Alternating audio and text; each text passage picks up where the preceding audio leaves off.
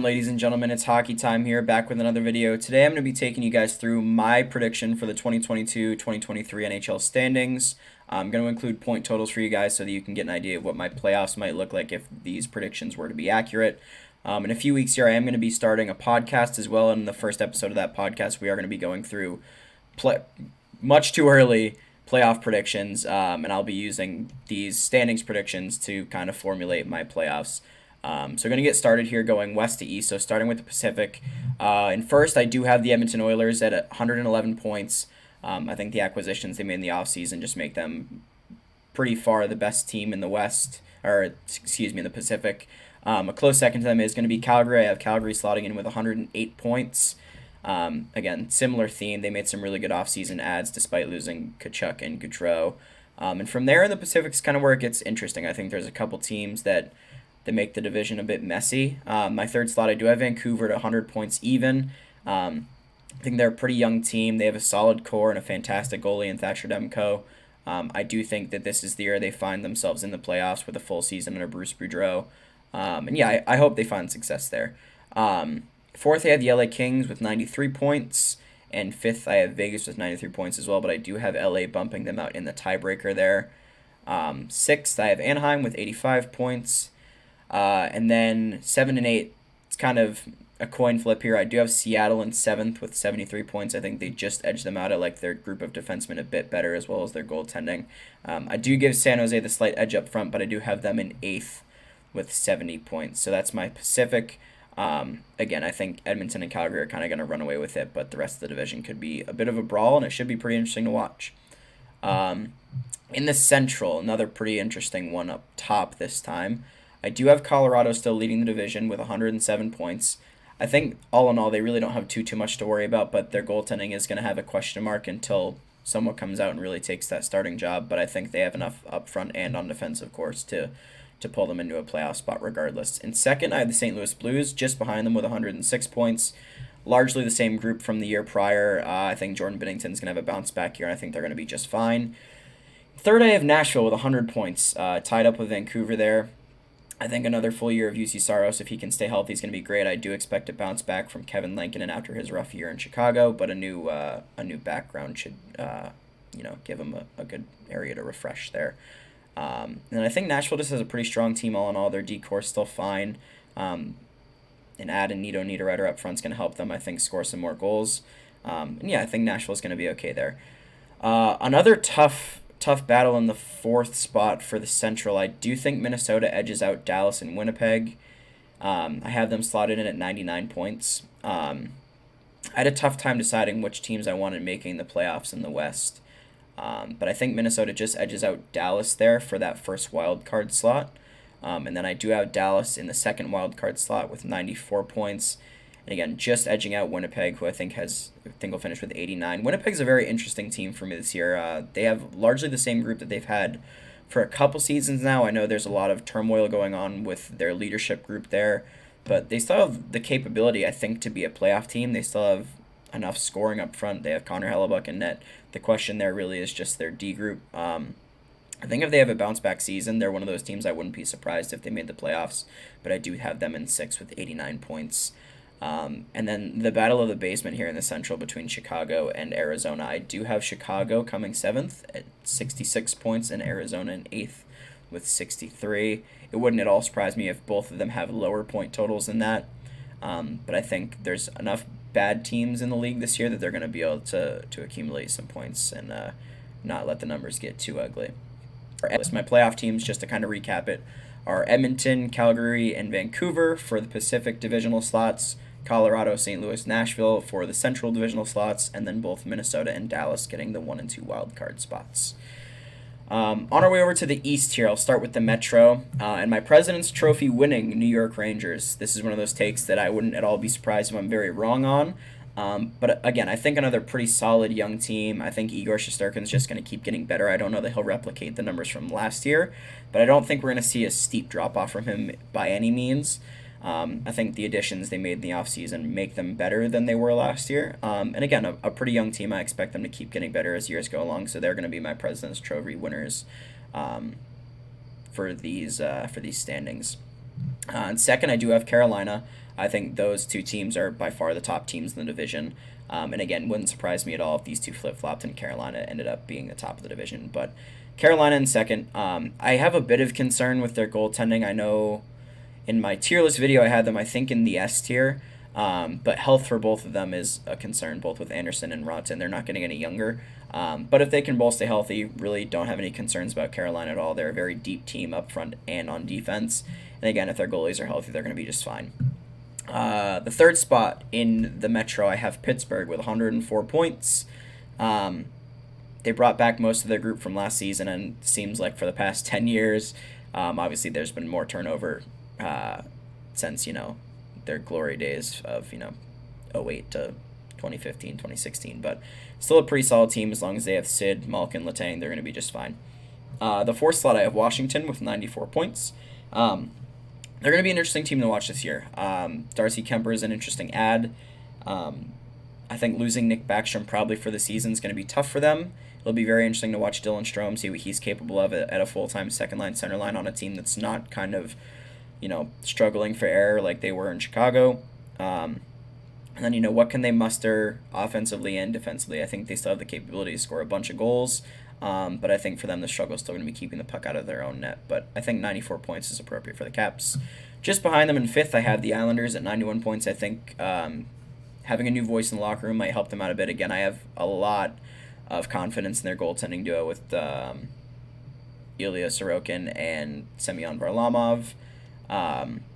I do think they'll score some more goals this year, and again, we know that they don't really have too much of a problem keeping the puck out of their own net. Their struggle is going to be to score goals, especially considering the lack of moves they made this offseason. Sixth, I have Columbus with 86 points. Another really interesting team to watch. I think Gaudreau and Laine are going to really click this year, and it's going to be very interesting to see how many points the two of them can muster up. I think Laine is going to end up getting a payday when it comes to time to sign a new contract for him. I think playing with Gaudreau is going to be pretty much exactly what he needs. And then the rest of the team is where it gets interesting. They have a lot of good young players. I think we see a bounce back from Elvis and Net. It's really just going to be interesting to see what they're capable of. They're another one of those teams that it wouldn't surprise me at all if they prove me completely wrong and ended up making the playoffs. But on paper, given the other rosters in the East and in the Metro specifically, I don't quite think they have what it takes. But a few years down the road, it wouldn't surprise me to see them there. Seventh, I have New Jersey with 81 points. Another one of those teams that, again, could prove me completely wrong. They have a lot of young talent. I think if we see a bounce back from Blackwood, they're going to be more than competitive.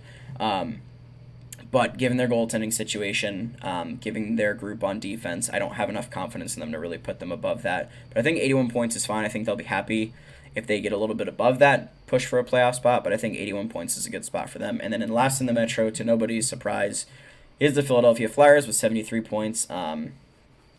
Just a rough start to their preseason here. I mean, they lose Sean Couturier for the year, and it sounds like Ryan Ellis is done for the year as well. And you don't want to pin something like this on a guy, but it's very possible that his career could be over, which is a bummer because he's been such a solid defenseman for a long time now. And just one of those guys that's an absolute warrior. Like he won't stay down no matter how many times life hits him. But hopefully the Flyers can prove me wrong here and find a little bit of success. I don't see them making any kind of push toward the playoffs. But the Metro is the one division where it's pretty interesting. I think any team could kind of make a run aside from Philadelphia for a playoff spot. Over to the Atlantic. This is another one that's really hard to tell what's going on up top. I do have Tampa in first with 112 points, just losing out on that President's Trophy. Losing Andre Palat hurts them, but again, a lot of their core still remains intact. Andre Vasilevsky still in net for them. As long as he's there and they still put the puck in the net, they're going to be just fine. Their D group's very solid. Not a lot to say and not a lot of concerns about the Tampa Bay Lightning. In second, I do have the Florida Panthers. It's going to be really interesting, these 2 through 5 spots in the Atlantic. I think Florida still has enough to find themselves at the top. They still have a ton of talent offensively. Their D-core is still pretty good despite losing Mackenzie Weegar. And then Bobrovsky, I was looking at his numbers after that goaltending video I posted a few weeks ago, and I didn't realize how good of a season he had. And I think Spencer Knight's going to have a bounce back. So I think between the two of them and the amount that they still should be able to put the puck in the net, they're going to be just fine. In third, I have Toronto with 102 points. Probably the most interesting team to watch going into this season. Kyle Dubas is sitting there with a fire underneath him, hoping that he can keep his job after not being offered an extension by Brendan Shanahan. Their goaltending situation, probably the most interesting in the league, going with Matt Murray and Ilya Samsonov. Which one of those two guys is going to grab the starting job, still to be determined, obviously. But I think they're scoring up front. They did add some good depth pieces. I think they're going to be just fine. I don't think that they finish first in the division. I think they're still going to have enough trouble keeping the puck out of their own net. So I think they finish with 102 points in that third spot in the Atlantic. Fourth, I have Boston at 100 points. I know one of the major talking points this offseason in the East has been the battle between Boston and Ottawa, which one of those two teams make the playoffs. I have Boston at 100, and I have Ottawa at 96 points, which means I do have Ottawa in the playoffs, but not over Boston. I actually have them in over Washington for the second wild card spot. So again, it'll be a pretty interesting season for them. They're much like a team like Florida, where they have more than enough scoring depth up front, but it's their defense that worries me a little bit. I think that their forward group is going to be maybe second, third best in the Atlantic. It's really just going to be a matter of whether or not they can keep the puck out of their own net. If Talbot or Forsberg grab that starting job, they're going to be a very interesting team to watch this year, but I do have them sneaking in the playoffs just over the Washington Capitals. Six, I have Detroit with 83 points, another one of those teams that wouldn't surprise me if they jumped well above this point total. They made a pretty drastic improvement this offseason with a lot of the names they gained. But I don't have enough confidence in their goaltending yet. I know Ville Husso was fantastic last year, but I need to see a full season out of him, and it wouldn't surprise me if Nedeljkovic bounced back. So it might be a similar situation as it was last year for Husso, where he's battling more for that number one spot than he might have expected after being moved to Detroit. So it'll be interesting to see how him and Ned kind of work through that as the tandem in Detroit. And then I expect to see more improvement out of their young guys. I mean, we saw what Moritz Seider and Lucas Raymond might be capable of, so it'll be fun to watch them this year. I don't think they're going to push for a playoff spot just yet, though. Maybe 1 or 2 seasons out, we should see them back. In seventh, I have Buffalo with 77 points. They showed a lot of hope after the Eichel trade, so hoping to continue to see them improve and make some strides towards becoming a playoff team again. And then in eighth, I do have the Canadiens with 72 points. Some interesting moves this offseason, a very young team. It looks like a handful of years down the road, they could be very, very strong, but for now, I do still have them in the bottom of the Atlantic Division and in the East entirely. Again, just to recap here, first I have the Rangers, my President's Trophy winners, 116 points, and then Carolina and Pittsburgh is the 3 divisional spots for the Metro. The Atlantic, I have Tampa, Florida, and Toronto, and then my 2 wild card spots do go to Boston and Ottawa. Again, Ottawa just edging out the Washington Capitals there. That's what I think is going to happen here. Standings-wise, again, I will have a full playoff prediction in a couple weeks once I launch the podcast, and that'll go through, the seedings of these playoff matchups, etc. But let me know your thoughts down below. I'd be really interested to see what everyone agrees with, disagrees with, any hot takes that you guys have. I always love hearing that kind of stuff, so let me know your thoughts below. More videos to come again as the season gets closer and closer. I do also plan to start releasing some NHL 23 stuff. Once that game drops. I know the technical test for Hockey Ultimate Team is getting released in a few days here, I believe September 29th. I'm not sure whether or not I'm really going to be able to post much about that, but once that game launches, I do expect to post more there. So stick around for some more content, guys. Thanks as always for watching, and have a good one. See ya.